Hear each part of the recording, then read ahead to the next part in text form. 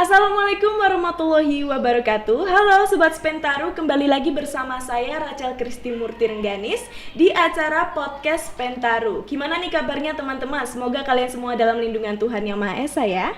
Nah, pada hari ini kita sedang kedatangan tamu nih dari BNN, yaitu Badan Narkotika Nasional. Sebelumnya kita sudah tahu apa itu narkoba? Kita di sini akan membahasnya lebih lanjut ya bersama dengan Kak Amalia Purnasari RSI Kom, penyuluh narkoba ahli muda BNN Kabupaten Sidoarjo. Mari kita sapa terlebih dahulu tamu kita. Assalamualaikum Kak, bagaimana kabarnya? Waalaikumsalam, alhamdulillah ya baik ya hari ini. Jadi tetap di sini ya sobat, pastikan kamu mendengar sampai akhir karena ada banyak info penting dan tips untuk menjauhkan diri dari narkoba. Selamat mendengarkan.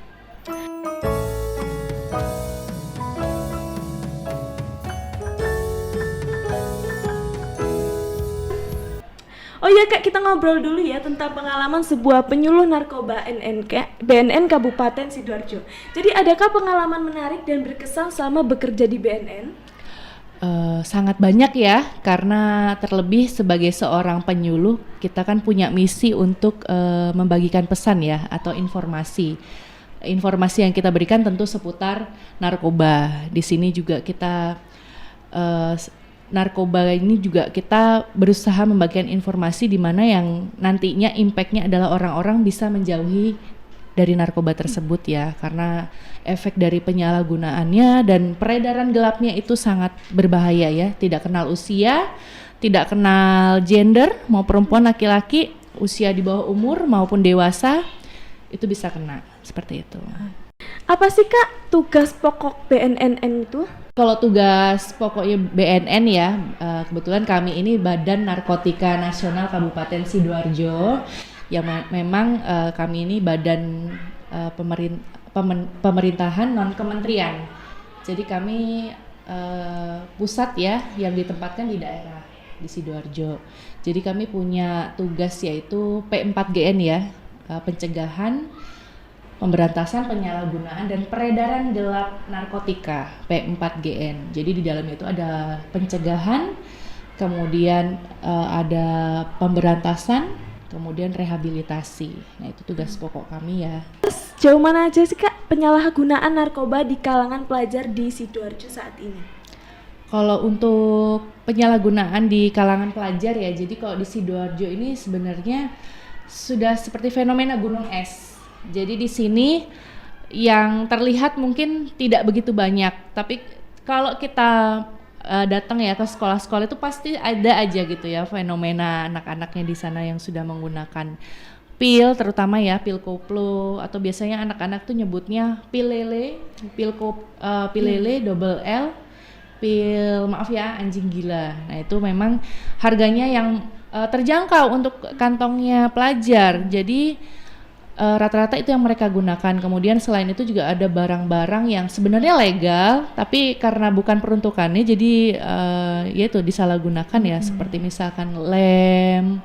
Kemudian ada obat-obatan yang legal yang mereka juga minum sembarangan tanpa aturan, itu juga berbahaya seperti itu. Dari sekian banyak program yang BNN selenggarakan, apakah ada salah satunya untuk merehabilitasi hingga sembuh korban penyalahguna narkoba ini?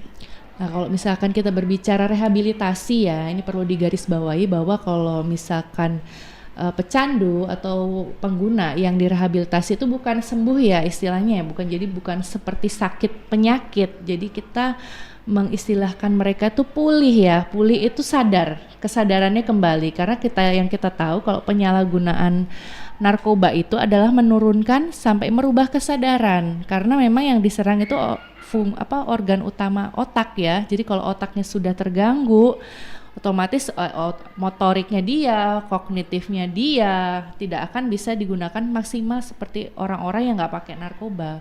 Jadi bisa dilihat kan orang-orang yang pakai pil ataupun yang pakai minuman keras, kemudian pakai lem dihirup, itu kan teler. Nah istilah teler itu adalah menurunkan kesadaran. Nah kemudian dengan adanya rehabilitasi ya, orang-orang yang pakai narkoba itu kita bantu untuk diterapi ya di situ. Jadi kalau rehab itu ada dua, rawat jalan dan rawat inap. Jadi kalau rawat jalan itu cukup di kantor kita bisa ya, kalau misalkan tidak harus rawat inap ya di kantor kami bisa, karena kami juga ada klinik Pratama. Tapi kalau di luar juga ada, kita bermitra ya dengan lembaga rehab komponen masyarakat. Jadi mereka memang menggunakan sistemnya mereka itu dengan ada yang base-nya itu religi dengan agama. Jadi agak semi-semi seperti pondok pesantren gitu ya.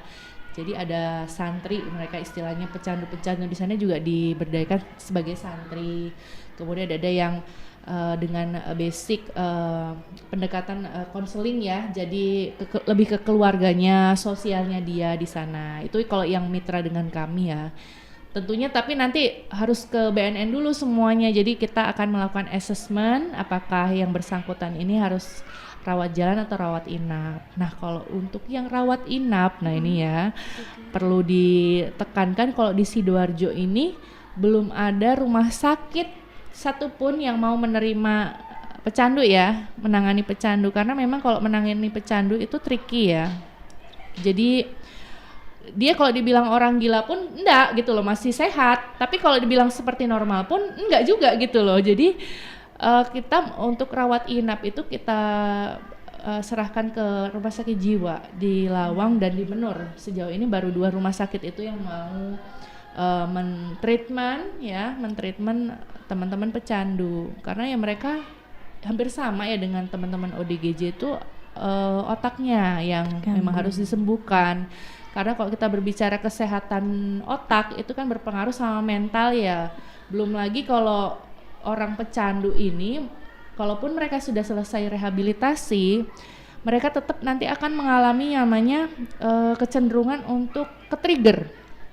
Nah, jadi itu makanya kalau kita merehab orang itu juga dia juga harus melakukan rehab juga lingkungan, temannya, lingkungannya dia bermain, kemudian support dari orang rumahnya itu nggak boleh putus ya. Kalau support ya itu yang faktor utama untuk orang itu bisa pulih ya dari kecanduan narkoba seperti itu. Oke, terima kasih Kakak. Sebelum kita mengakhiri obrolan kita hari ini, kira-kira hal apa aja sih Kak yang kami pelajar dapat lakukan untuk mencegah penyalahgunaan narkoba?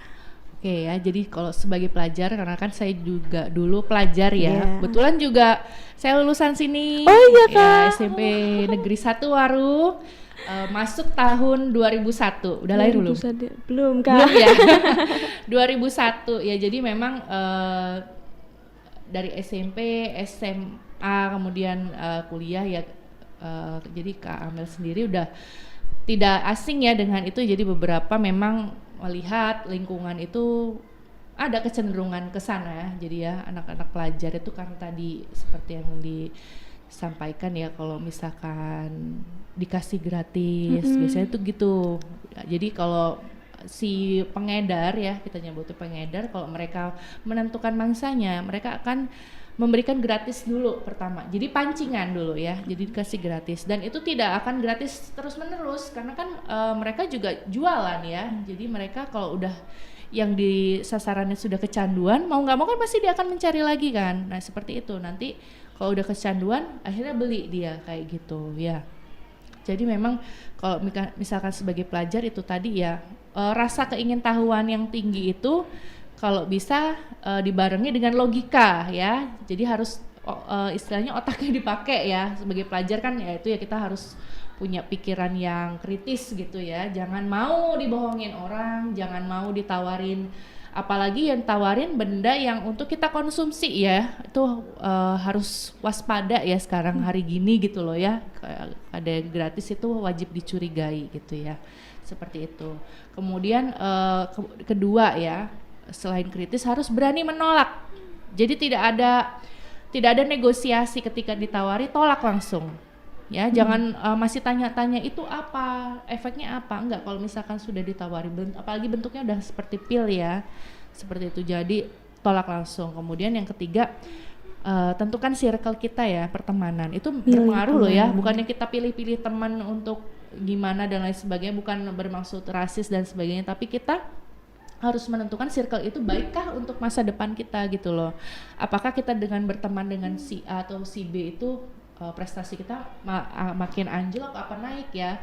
kayak gitu, circle pertemanan, kemudian menjalin komunikasi yang baik dengan orang tua ya dan guru. Jadi orang tua itu kalau bisa menjadi penopang pertama kita kalau kita ada masalah. Ya syukur-syukur kalau orang tuanya bisa diajak ngomong. Cuman kalau misalkan beberapa anak yang orang tuanya memang tidak bisa diajak bicara, mungkin bisa dimediasi sama bapak ibu guru di sekolah. Kan di sekolah kan pasti ada guru BK kan ya. Nah, itu bisa dimanfaatkan. Misalnya butuh dibantu Bu ngomong ke orang tua saya, soalnya kalau saya misalkan ngomong itu dimarahin seperti itu ya, bisa ya mediasi, yaitu jalin komunikasi dengan guru. Kemudian yang terakhir tapi tidak terakhir ya, maksudnya yang terakhir itu adalah punya prinsip ya. Kita sebagai manusia kalau sudah punya pegangan, punya pedoman bahwa hal-hal yang tidak berguna buat hidup kita, ngapain kita pertahankan, seperti itu. Salah satu prinsip seperti itu. Kalau misalnya tidak baik buat kita, buat apa kita teruskan atau kita mau mencobanya? Kalau misalnya jelas-jelas nggak ada manfaatnya, buat apa? Seperti itu prinsip ya. Oke, terima kasih Kak Amelia. Sama-sama. Mungkin itu saja percakapan kita hari ini dengan Kak Amelia. Harapannya di diskusi kita hari ini bisa membantu membuka mata dan pikiran kita agar semakin waspada terhadap bahayanya narkoba, serta bisa menjadi langkah awal bagi kita semua untuk ikut berpartisipasi dalam melawan pencegahannya. Tidak terasa kita sudah sampai di penghujung episode kali ini. Terima kasih sudah mendengarkan hingga akhir. Semoga percakapan kita hari ini menginspirasi teman-teman semua untuk semakin memahami bahayanya narkoba dan pentingnya menjaga diri serta orang-orang tercinta dari pengaruh buruknya. Ingat, masa depan yang cerah hanya bisa kita raih dengan hidup yang sehat dan bebas dari narkoba. Demikian saya, Rachel Kristimurti Rengganis, dan Kak. Dan saya Amalia Purnasari, penyuluh narkoba BNN Kabupaten Sidoarjo. Kami pamit undur diri, sampai jumpa di episode selanjutnya, dan tetap ingat, katakan tidak pada narkoba. Wassalamualaikum warahmatullahi wabarakatuh.